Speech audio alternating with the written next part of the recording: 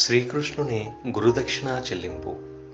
ఒకానొక సందర్భంలో కృష్ణుడు గురువైన సందీపాని కృష్ణుణ్ణి తనకు గురుదక్షిణగా సముద్రంలోకి వెళ్ళి కనిపించకుండా పోయిన తన కుమారుని వెతుకు తీసుకురమ్మని కోరాడు.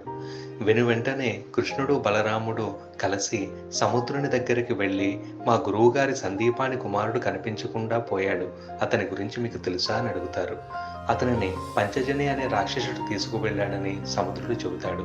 శ్రీకృష్ణుడు పంచజని రాక్షసునితో పోరాడి అతనిని చంపి పొట్ట చీల్చి చూడగా అక్కడ సందీపాని కుమారుడు కనిపించడు, కానీ పాంచజన్య అనే శంఖం ఉంటుంది. వెంటనే శ్రీకృష్ణుడు ఆ శంఖాన్ని తీసుకుని యముని వద్దకు వెళ్ళి కోరగా యముడు సందీపాని కుమారుని బ్రతికించి శ్రీకృష్ణుని వెంట పంపిస్తాడు.